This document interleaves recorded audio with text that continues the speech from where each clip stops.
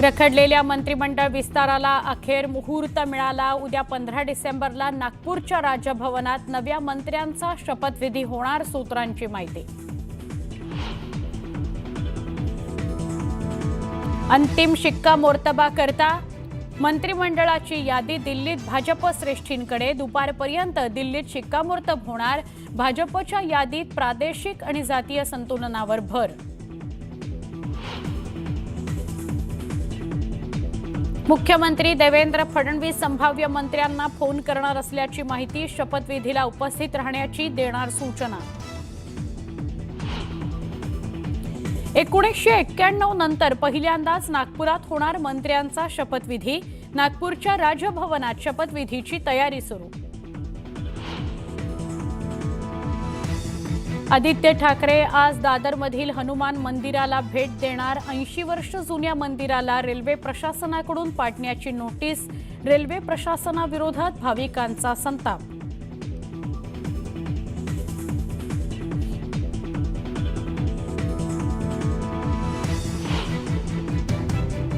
बीडच्या वडवणीमध्ये आज बंदची हाक। धनंजय मुंडेंचे निकटवर्तीय वाल्मिक कराडांवर खोटा गुन्हा दाखल केल्याचा निषेध। हिंगोलीत 43 महिलांना शस्त्रक्रियेनंतर जमिनीवर झोपवल्याचा धक्कादायक प्रकार। बेड उपलब्ध नसल्याने महिलांना जमिनीवर झोपवलं। बाळापूर ग्रामीण रुग्णालयाचा भोंगळ कारभार। राज्यात दत्त जयंतीचा उत्साह। विविध मंदिरांमध्ये भाविकांची अलोट गर्दी, तर दत्त जयंतीनिमित्त विविध कार्यक्रमांचं आयोजन। पुष्पा 2 फेम अल्लू अर्जुनची जेलमधून सुटका। चित्रपट प्रदर्शनादरम्यान चेंगराचेंगरीत महिलेच्या मृत्यूप्रकरणी झाली होती अटक। आणि भारत ऑस्ट्रेलिया दरम्यान आजपासून तिसरा कसोटी सामना। गॅबो कसोटीच्या पहिल्या दिवशी पावसानं खोडा घातल्याने क्रीडाप्रेमी नाराज।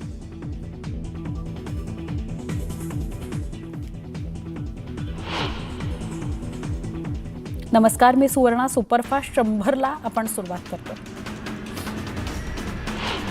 राज्य मंत्रिमंडळाचा फॉर्म्युला ठरला असून महायुतीच्या यादीवर आज शिक्कामोर्तब होणार असल्याची माहिती सूत्रांनी दिली आहे। भाजप, शिवसेना आणि राष्ट्रवादी काँग्रेसमध्ये मंत्रिपद कोणाला मिळणार याची यादी दिल्लीत गेलेली आहे। यादीवर आज हायकमांडकडून शिक्कामोर्तब होईल। महायुतीचा मंत्रिमंडळ विस्तार 15 डिसेंबरला नागपुरात होणार आहे, वरिष्ठ सूत्रांनी माहिती दिली आहे। मुंबईऐवजी नागपुरात राजभवनामध्ये मंत्रिमंडळ विस्तार होईल असं कळतं। उद्या नागपुरात मंत्रिमंडळाचा विस्तार होणार आहे, न्यूज 18 लोकमतला सूत्रांनी माहिती दिली आहे। त्यातच आता मुख्यमंत्री देवेंद्र फडणवीस स्वतः आज दिवसभर संभाव्य मंत्र्यांना फोन करून शपथविधी करता उपस्थित राहा अशा सूचना देतील असं कळतं। विधिमंडळाचं हिवाळी अधिवेशन नागपुरामध्ये 16 डिसेंबरपासून म्हणजे परवाच्या सोमवारपासून सुरू होत आहे। त्याकरता पोलीस प्रशासन सज्ज झालेलं आहे। यंदा जवळपास 7,500 पोलीस अधिकारी आणि कर्मचारी तैनात करण्यात आलेले आहेत। सोमवारपासून नागपूरमध्ये सुरू होणाऱ्या हिवाळी अधिवेशनामध्ये शेतकऱ्यांना कर्जमाफी होण्याची शक्यता दुरावली आहे। त्यामुळे शेतकऱ्यांचा हिरमोड झालाय। पहिल्याच अधिवेशनात शेतकरी कर्जमाफी होण्याची शेतकऱ्यांना अपेक्षा होती। विधानसभा अधिवेशनाच्या पूर्वसंध्येला नागपुरात राष्ट्रवादी काँग्रेसचा भव्य मेळावा होणार आहे। या मेळाव्यात उपमुख्यमंत्री अजित पवार, प्रफुल्ल पटेल, सुनील तटकरे यांच्यासह अनेक नेते उपस्थित राहणार असून विदर्भातील आमदारांचा सत्कार करण्यात येणार आहे। राज ठाकरेंनी पुण्यातील नेत्यांना महापालिकेकरता बैठकांना सुरुवात करा असे आदेश दिलेले आहेत। पुणे शहरातील मनसे कार्यकर्त्यांची बैठक झाली असून त्यात प्रभागनिहाय माहिती घेत महापालिकेच्या तयारीला लागण्याच्या सूचना करण्यात आलेल्या आहेत। वर्ध्याच्या देवळी मतदारसंघाचे भाजप आमदार राजेश बकाने यांनी ग्रामस्थांच्या समस्या जाणून घेत विकास कामांचा शुभारंभ केला। माजी जिल्हा परिषद अध्यक्ष शशांक घोडमारे यांनी रस्ते, पाणी, रोजगाराचा प्रश्न सोडवावा अशी मागणी केली। निवडणूक काळात सामान्य नागरिकांना दिलेल्या आश्वासनांची पूर्तता करावी याची आठवण करून देण्याकरता वर्ध्यात किसान अधिकार अभियानाच्या वतीनं आंदोलन करण्यात आलं। जिल्हाधिकारी यांच्या मार्फत सरकारला निवेदन देत मागणी पूर्ण न झाल्यास आंदोलन करण्याचा इशारा शेतकरी नेते अविनाश काकडे यांनी दिला। कराड उत्तरचे आमदार मनोज घोरपडे यांची कराड इथं शासकीय अधिकाऱ्यांसोबत आढावा बैठक पार पडली। यावेळी त्यांनी कराड उत्तर विधानसभा मतदारसंघ 4 तालुक्यात विभागला जाऊन प्रत्येक महिन्याला जनता दरबार होणार असल्याची माहिती दिली। हिंगोलीच्या बाळापूरमधील ग्रामीण रुग्णालयामध्ये कुटुंब कल्याण शस्त्रक्रिया झालेल्या महिलांना भर थंडीत जमिनीवर झोपवण्यात आलं। या संपूर्ण प्रकारामुळे रुग्णालय प्रशासनाची रुग्णांबाबतची अनास्था दिसून येते। भिवंडीत नागाव गावच्या हद्दीत दुचाकीस्वार दुचाकीसह ड्रेनेज पाईपलाईनच्या खड्ड्यात पडला। अपघातात दुचाकीस्वार जखमी झाला। जेसीबीच्या साहाय्याने दुचाकी बाहेर काढण्यात आली। घाटकोपर रमाबाई पुलावर क्रेन कोसळली। क्रेन कोसळल्याने एक दुचाकीस्वार गंभीर जखमी झालाय। घाटकोपर पूर्व द्रुतगती महामार्ग वाहतुकीकरता 6 तास बंद ठेवण्यात आलाय। वाहतूक सर्व्हिस रोडनं सुरू करण्यात येणार आहे। वर्धा जिल्ह्यात यंदा अपघातात 148 जणांनी आपला जीव गमावला। डोक्याला मार लागल्याने मृत्यू झालेल्यांची संख्या यंदा जास्त आहे, मात्र गेल्या वर्षीच्या तुलनेत मृतकांची संख्या कमी आहे।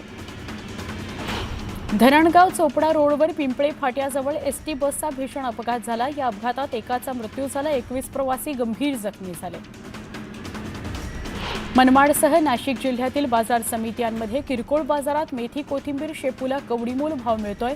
लसूणचे भाव देखील 500 रुपयांवरून 150 रुपयांवर आल्यानं ग्राहकांना दिलासा मिळाला आहे। सोलापूरच्या कृषी उत्पन्न बाजार समितीत कांद्याच्या दरात घसरण झाली आहे। प्रति किलो 75 रुपयांवर असलेले कांद्याचे दर 21 रुपयांनी कमी होऊन 54 रुपयांवर आले आहेत।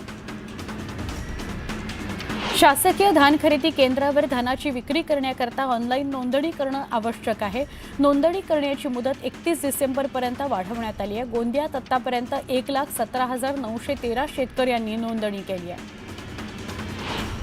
धाराशिव जिल्ह्यातील कौडगाव हे द्राक्षाकरता प्रसिद्ध आहे, पण द्राक्षाला अपेक्षित फळ नसल्यामुळे आणि ढगाळ वातावरणामुळे द्राक्ष पिकावर रोगाचा प्रादुर्भाव झालाय। यामुळे द्राक्षोत्पादक शेतकरी अडचणीत सापडलाय।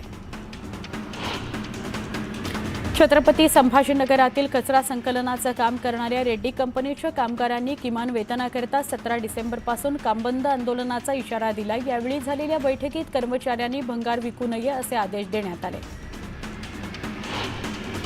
सोलापूर जिल्ह्यातील लक्ष्मी टाकळी ग्रामपंचायतीने ईव्हीएम मशीनच्या समर्थनार्थ ठराव केला। यावेळी सोलापूरच्या जिल्हाधिकाऱ्यांना याबाबत निवेदन देण्यात आले। ईव्हीएमवरच मतदान घेतलं जावं अशी मागणी करण्यात आली।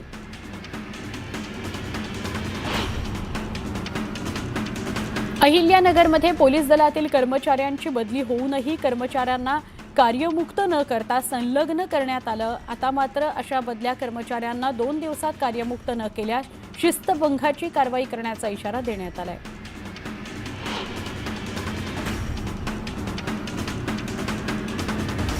खेड तालुक्यातील दत्त मंदिरात अखंड हरिनाम सप्ताह सोहळा संपन्न होत असून विठुनामाचा गजर करत टाळ मृदुंगाच्या साथीत कीर्तनकारांच्या कीर्तन सेवेचं आयोजन करण्यात आलंय। सप्ताह सोहळ्याला वारकऱ्यांनी मोठी गर्दी केली आहे।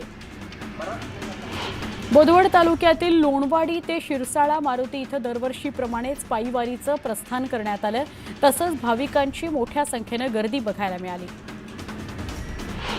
येवल्याच्या ग्रामीण भागात बिबट्याने धुमाकूळ घातलाय। पाळीव प्राण्यांवर हल्ला करत त्यांना ठार करत मुक्त संचार करणारा बिबट्या सीसीटीव्हीत कैद झालाय।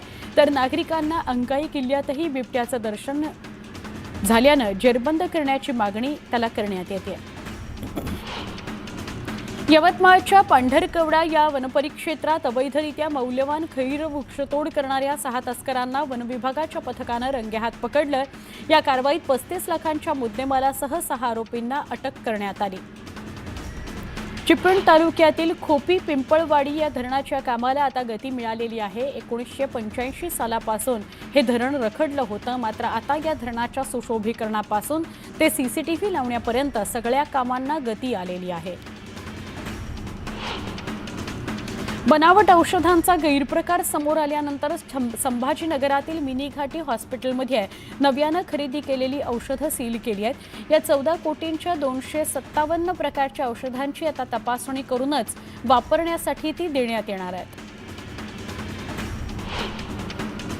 अहिल्यानगर पालिकेनं हाती घेतलेली अतिक्रमणांवरील कारवाई आणखी तीव्र करण्यात यावी असे आदेश आयुक्तांनी दिले आहेत। याकरता त्यांनी अतिक्रमणधारकांना 2 दिवसांचा अल्टिमेटम देखील दिला आहे।